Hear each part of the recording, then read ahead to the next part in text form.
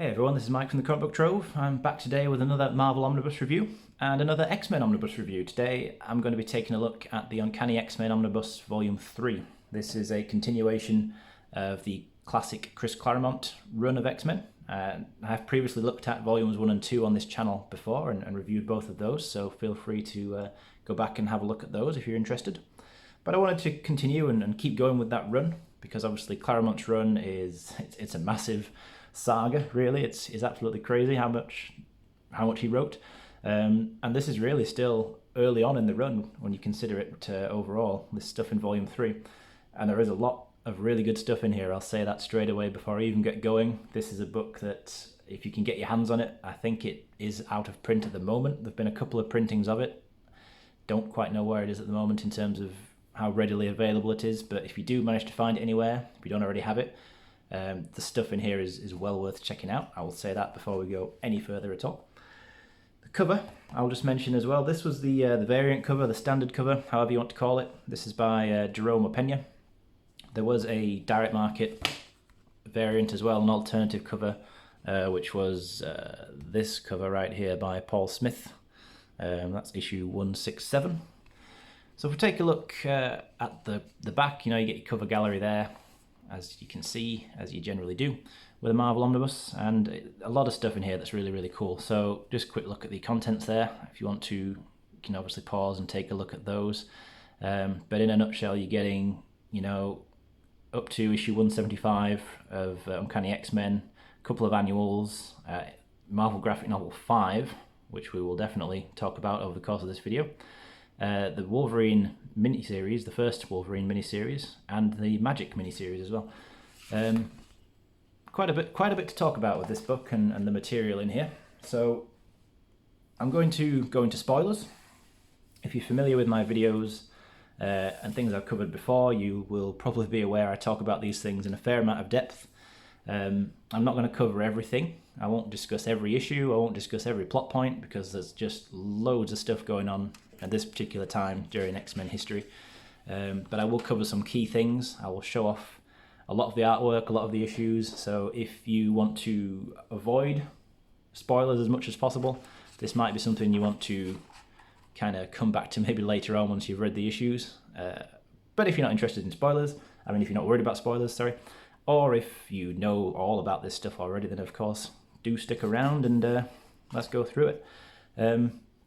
So, main writer in here, Chris Claremont. In fact, I think he writes everything in this book. The guy is an absolute legend. When you think of X-Men, you've got to think of Chris Claremont. The two things go hand in hand. Artists in here, you initially get the final few issues of Dave Cockrum that he did on the series.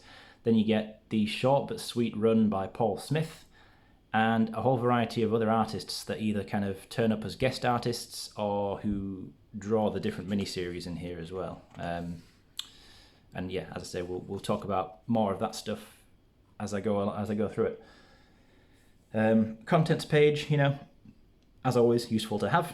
I've always really liked, such a minor little touch, but the fact that they put the original issue dates in here and the contents, which just gives you a really kind of nice visual indication of sort of how much history you're looking at within one book.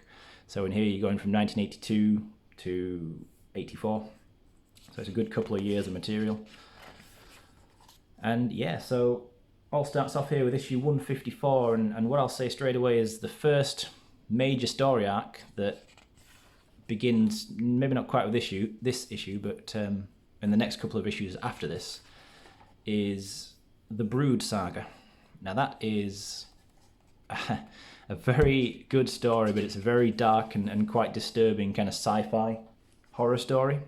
The Brood are an alien race, and we'll see more of them certainly as I go through the next few issues, but they're an alien kind of parasitic race. I think they must surely have been, I've never actually seen this confirmed anywhere, but I think they've got to surely be at least partially inspired and based on the xenomorphs from Alien, because they are quite similar. They're very hostile, but unlike the xenomorphs, they're a fully intelligent race, so they have their own society, social structure, etc.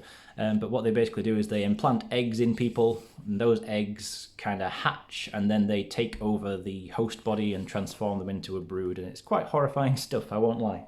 And that's the first thing, really, the first major thing that the X-Men go through in this book. But there is a key plot point in this first issue, which is where Cyclops, Scott Summers, discovers that Corsair of the Starjammers, who have been previously introduced in here, he discovers that Corsair is his dad, and also, his brother's dad, of course, Alex Summers, who's Havoc. And straight away that creates a bit of drama, because Storm already knew that, because Jean Grey had found that out in previous issues, quite a while before this, but she had wanted to keep it secret from Scott, because she thought it would hurt him to find out the truth. And then he does find out the truth in here, so straight away there's a little bit of tension and drama going on as a result of that. But really, the first thing that really is worth mentioning in here, as I say, it's the Brood Saga, which just kind of builds and builds into a bigger deal. Really nice splash page here. These are the kind of, the Brood basically take over these kinds of giant space whales, whatever you want to call them exactly, and they use them as ships. So they don't build vehicles, they actually take over and kind of enslave other animals and use them. They're just a horrible race of creatures. There's no other way to describe it. They're absolutely disgusting things. Nice little tease of Dark Phoenix here. Basically, they use the image of Dark Phoenix during a storyline here. They don't actually bring Dark Phoenix back, but it makes for a good cover nonetheless. And the whole, all of this stuff throughout these first few issues, it's very much kind of, they're all in space, so it's got a very serious kind of sci-fi vibe going on for most of it,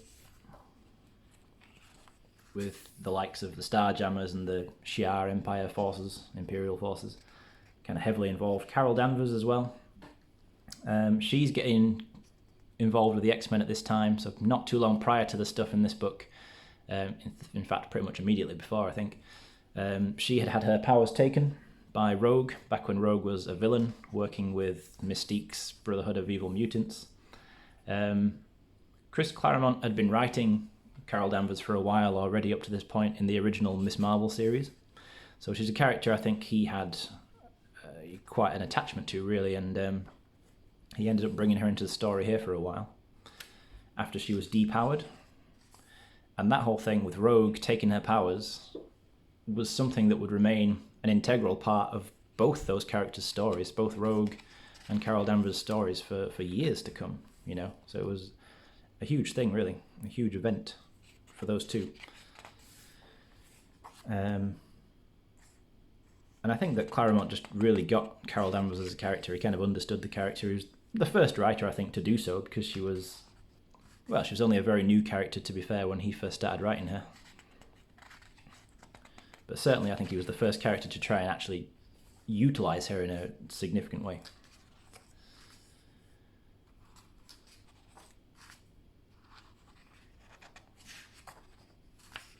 Oh yeah, so issue 159, this is a kind of a strange issue. So this issue guest stars Dracula, the Dracula, the actual vampire lord, and he takes a bit of a fancy to Storm. He kind of sets his sights on her as a target and tries to, I don't know what you say, vampify her. He just wants to turn her into his bride, so he's visiting in the night. It's classic, the absolute classic literary vampire stuff. He's visiting in the night, he's sucking blood. She's getting more and more kind of ill, pale. There he is. It's an odd story. Dracula's always been a bit of an odd fit in the Marvel universe for me. It's just kind of strange, I mean, there's a whole lot of strange stuff going on anyway, obviously, in Marvel, but I don't know. Dracula to me was sometimes just a bit of a stretch too far I think, for him to be inhabiting the same world as these other characters. But anyway, yep, he's here. So the X-Men have a fight with Dracula. Storm kind of is on the verge of becoming a vampire, but manages to be saved at the last possible minute. It's an interesting issue. I think your enjoyment of that one will fully depend on whether or not you're into vampires in any way, shape or form. If you just think vampires are just dull, you're not interested, then yeah, you probably won't enjoy that one. But this one then, issue 160. This is a very significant issue in terms of the character of Iliana Rasputin, who goes on to become magic and will become heavily involved with the New Mutants. You know, not too long after this, because this is the story where she gets trapped in Limbo. And her story is honestly one of my favourites, but one of the saddest stories, I think, that I've read in comics. Just generally, I just think she's a very tragic character. But this is the original issue where she and the X-Men get taken to Limbo, which is run by this demon guy here, Belasco. And his scheme is that he needs to corrupt an innocent soul, which he chooses Iliana to be that person. He has to try and gradually corrupt her, make her more and more kind of dark, twisted, evil. And in so doing, he would ultimately release his kind of, I don't know, demon lords, demon gods or whatever that he worships. So Iliana goes in, the X-Men go in and try and save her. They end up fighting, you know, different demons. It's a really interesting story. It's a complicated one as well. It's quite complex. And ultimately all of this gets very much expanded upon in the Magic miniseries. But the gist of what you need to know here is that the X-Men have gone into Limbo. They save Iliana at the last second, just as they're about to pull her out, which is this scene here. So you see she's caught between reality and Limbo. Belasco's trying to hold her in, the X-Men trying to get her out. Belasco manages to pull her back in. And then back, you know, in reality, just a few seconds later, the X-Men do manage to pull her out. But she's a few years older now. She went in as a young girl. She's now a teenager. She's 6 or 7 years older, I think. So basically what is explained to have happened is that even though only a few seconds passed in the real world, in Limbo, years had gone by. So in just that few seconds where they lost her, she'd been in there for years. And exactly what she went through in that time is covered in the Magic miniseries. But yeah, it's a sad story. And I've covered that as well in the New Mutants Omnibus review, which I did a while ago on this channel, because, you know, obviously Iliana's very much integral to that team. So that Magic miniseries is included in here, and it's included in the New Mutants Omnibus Volume 1. So I've already discussed it in detail in there before, so I won't discuss it in too much detail again here, because there's already plenty of other stuff to talk about. So this issue, 161, I believe this is really where the Brood Saga really kicks off. So the Brood had already appeared in issues prior to this, but this is the big one really. Well, firstly, actually, this is a flashback story that explores a bit more of Charles Xavier's and Magneto's past when they were younger men and they were friends. Yeah, so it's really the kind of thing that Claremont did so many times throughout his run. You know, he was continuously using opportunities to further develop and expand upon the backstories of all these key characters.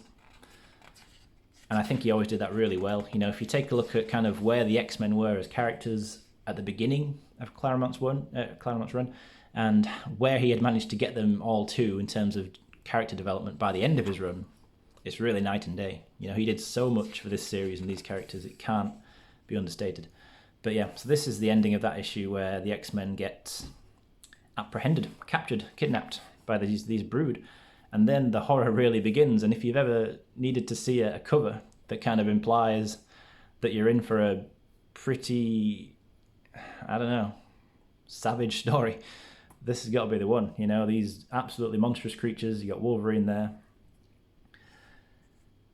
And so, yeah, so 162, I remember reading this for the first time a few years ago and just being kind of like taken aback at how very kind of dark and grim things got here. Because you could argue up to this point there've been some serious stories in X-Men history, no doubt. You know, Days of Future Past, Dark Phoenix Saga, obviously got some serious and fairly dark tones to those stories. But this one's just another level. This is like, as I say, this is like a pure horror story. Yeah, so it's all about Wolverine. That's initially is the only one who's managed to resist the Brood kind of infecting him because of his healing factor. So it's kind of like him taking on the Brood on this world. This is on their alien world, well, their home world. And he manages to ultimately find the X-Men, and they're all kind of brainwashed by what the Brood have done to them. You know, action-packed stuff going on. Can't really summarize it and do it too much justice because it's really, really good. But some of the artwork here, you know, really nice stuff. This is Paul Smith at this point, by the way, I believe. In fact, no, it's still Dave Cockrum actually, but it would be Paul Smith soon after. But anyway, it doesn't really matter. The point is the artwork's great, regardless of who's doing it. Yeah, so these are the Brood. They're these horrible kind of insect-like creatures, giant insect things. And around this time, by the way, I know that, just to kind of mention New Mutants again, but the New Mutants is one of those things that people kind of, I think sometimes people aren't sure where do you start reading it chronologically. Well, you start reading it during this time, because whilst the X-Men are off on this alien world fighting for their lives, this is the time where, meanwhile, back on Earth, Professor X, he's kind of grieving because he thinks they're all dead, and he forms the New Mutants. So those very earliest issues of New Mutants, when he puts that team together, those are taking place at the same time as this. So if you're reading Uncanny X-Men, around about the time you get here, that's when you would start reading New Mutants. And from that point onwards, read them alongside each other. But yeah, such a really cool story. Honestly, I really love it. It's honestly difficult. I was thinking about this, you know, which of these kind of original classic eras of X-Men history do I most prefer? Is it the stuff in Volume 1, Volume 2, the stuff in here? And I really can't decide, but maybe this one, quite honestly, because even though I love the Chris Claremont and John Byrne era, I really do, the stories in here, I think, it's just there's so many really good stories coming thick and fast in here that as good as that run is, I think this stuff is just slightly stronger, and that is saying something to me. Right, so here, yeah, this is now Paul Smith on artwork, and he only did about 10 or 11 issues, I think. So not particularly long run as runs go for an artist on a series, but definitely really cool artwork. I really like his style. It's got a really kind of just clean style. It just looks like nice kind of clean line work. Very distinctive style. I'm a fan of it.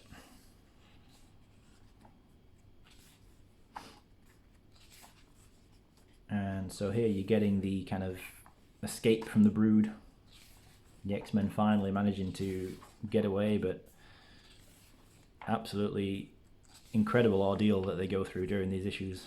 Like, the X-Men are not a team that have ever really had it easy, you know, throughout their history. They go through a lot. But that Brood Saga, honestly, that's just particularly horrific. This issue, 167, so this is where the X-Men finally manage to return to Earth, and it's also where they meet the New Mutants for the first time. So, you know, continuity-wise, the New Mutants have had their first few issues, and then the X-Men come literally crashing back in. Because it turns out Professor X is infected by these Brood, and none of the New Mutants know it, but the X-Men know it. So they're rushing back in, and ultimately, in a very rapid, quick bit of comic book science, they're able to save Professor X's life so he doesn't turn into a Brood. And in fact, he's able to start walking again. So for a while after this, Professor X can walk. Okay, so here's an annual which kind of is almost a sequel to that Dracula issue, with Storm again being confronted by Dracula, and I think Dracula's daughter Lilith shows up in here, if I'm not mistaken. again, not one of the better stories in here. Not a bad story by any means, but when you compare it to some of the stuff that is in this book, that's not one of the best.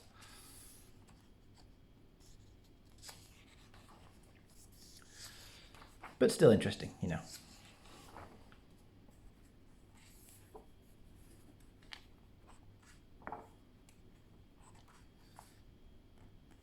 Okay, this is the special edition X-Men. Dave Cochran back on art in here. And this is, I don't know, just almost like the kind of bonus stories, you know, that you get now and then, sort of like an annual. Similar kind of idea. Don't really remember this particular story too much, actually, to be honest.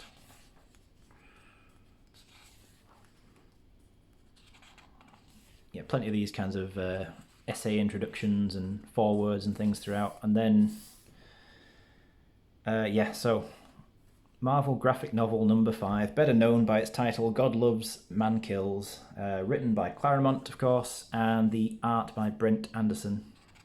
And this is really good. Okay, really, really, really good story. One of the all-time best X-Men stories, I feel it's safe to say. You know, but you know, yet another hard-hitting kind of emotional story, and this is the one that this one story in particular was a very heavy inspiration for the X-Men 2 movie. So this is so good. I don't really want to spoil this in too much detail, so I'm going to flick through it fairly quickly. But I will just say it's must-read stuff. It is basically the main antagonist is the Reverend William Stryker. And he has a strong anti-mutant agenda. So he is kind of running an organization that is heavily persecuting mutants to the point of actually, you know, killing them. And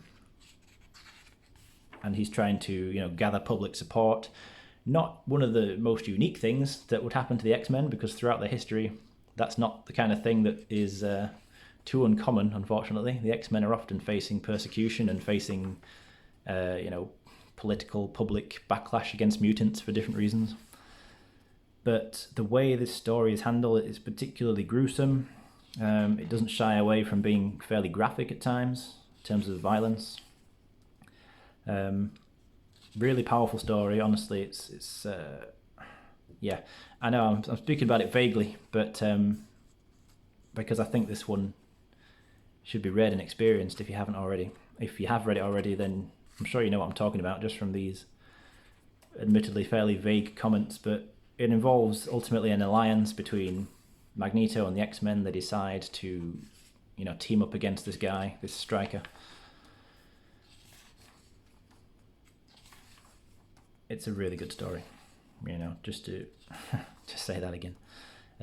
Right, so this cover, I will say, that's actually one of my all-time favourite, maybe just all-time favourite covers in general for any comic, never mind just X-Men. I just really like it. It's one of those which is kind of like beautiful in its simplicity. Paul Smith cover, Kitty Pryde, and Professor Xavier is a jerk. It's just a classic X-Men moment, I think. And basically the reason she's declaring so dramatically that Professor X is a jerk is because at this point he has basically said she's too young and inexperienced to be on the main X-Men team, so he wants her to be in the New Mutants. And she's not happy about that. Now, ultimately, of course, she does get reinstated back onto the X-Men team and would be an X-Men member for years afterwards.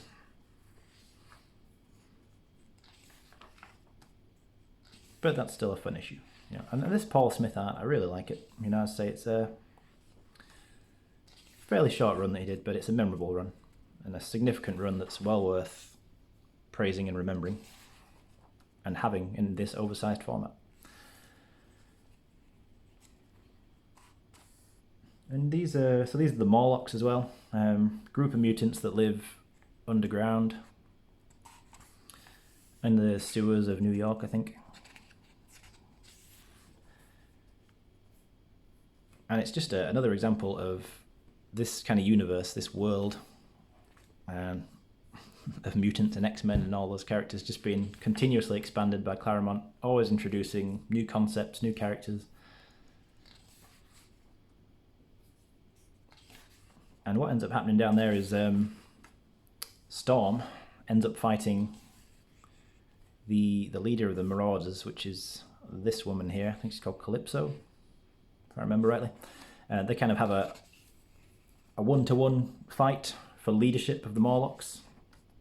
This is it. Really, really cool fight scene. Really well done by Paul Smith. And Storm wins. She defeats her, so she claims the right to lead the Morlocks. And then here as well, significant where you start to get Rogue being introduced to the X-Men, so this is just really good.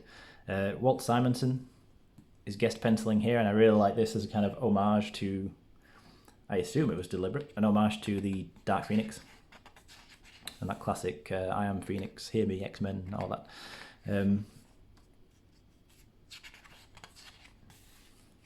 You also start to get the introduction and early development of Madeline Pryor, the woman who just happens to look 100% like Jean Grey, and who Cyclops meets and falls in love with, and obviously that becomes a whole thing later on. You get Rogue here. So Rogue, bear in mind, Rogue had started out as a villain. She'd fought the X-Men at least a couple of times, but she comes to the X-Men here, desperate for help. And Professor X agrees to take her on despite the reservations of the X-Men themselves,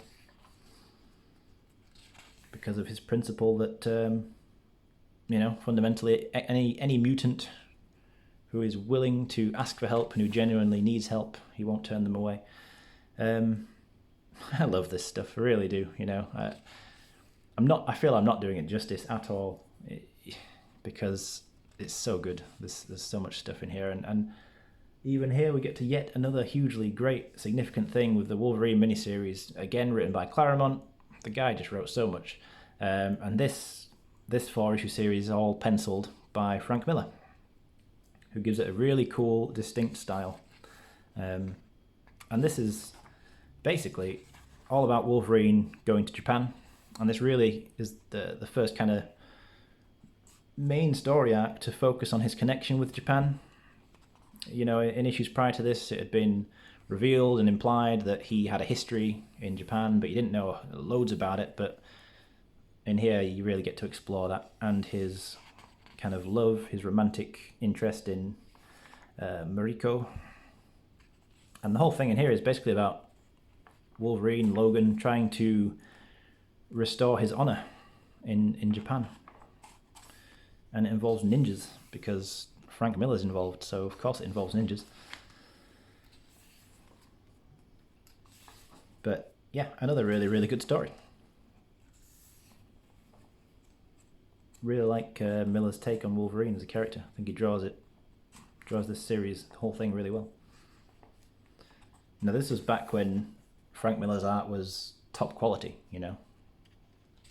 through the 80s and 90s, before he started to become almost a parody of himself from the 2000s onwards. So this is very much peak Miller.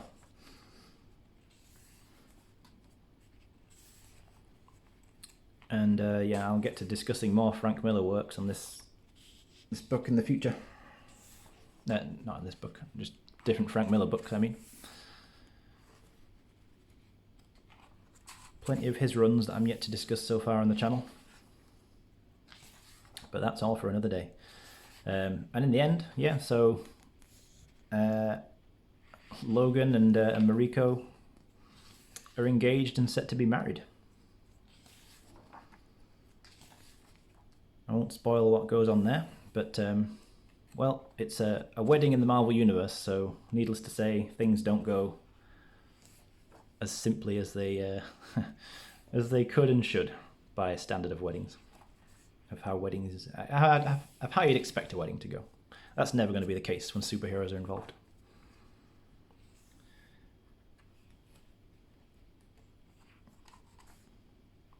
I didn't really cover it as I went through it, but over the course of this run as well, Claremont had Carol Danvers become binary. Her kind of second major superhero identity after Miss Marvel. Then you get this last issue of Uncanny collected in here. That's 175. Yet again, the Dark Phoenix making an appearance, kind of. It does seem like, even at this point, they weren't willing to let the Phoenix character go, despite how the Dark Phoenix saga had ended. And this is pre that big retcon with Jean Grey. But they just kept finding ways to have Dark Phoenix make an appearance without having the Phoenix make an appearance. So yet again, this is not actually Phoenix, it's not Jean Grey, it's not even the Phoenix Force. I think it's Mastermind, who's just having them all hallucinate and see her.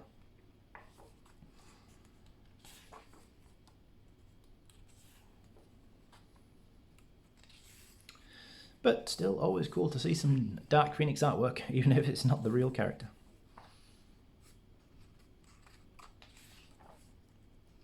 You get a bit of X-Men baseball, classic. Ah yeah, the Impossible Man. He's always fun.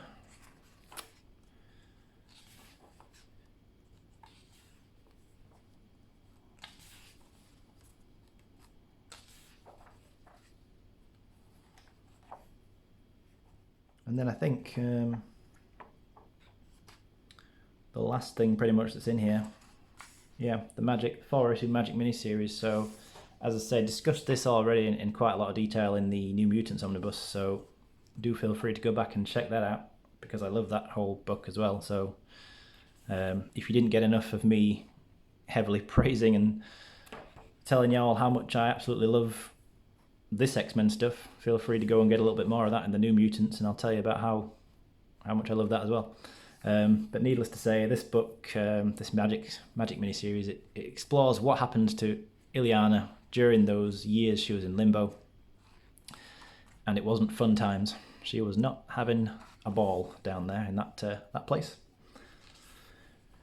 But really cool artwork, really good story, dark, tragic though. I tell you in advance, it's not fun.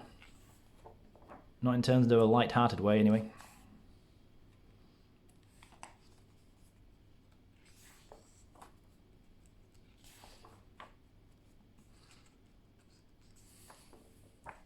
Yeah, so... And then you get to the back, the bonus section. So you get some excerpts from the official handbook of the Marvel Universe. You know, character profiles. Cool stuff.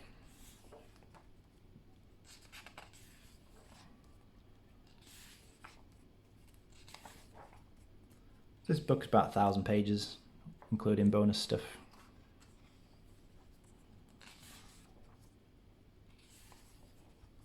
And overall, just really good. A really good part of the overall X-Men history to have in your collection. As I say, you can get a hold of the book.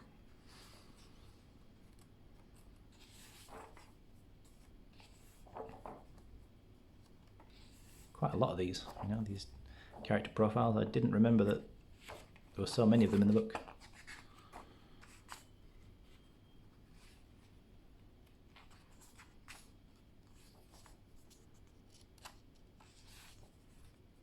And then you get some original sketches. Paul Smith, Dave Cockrum, etc.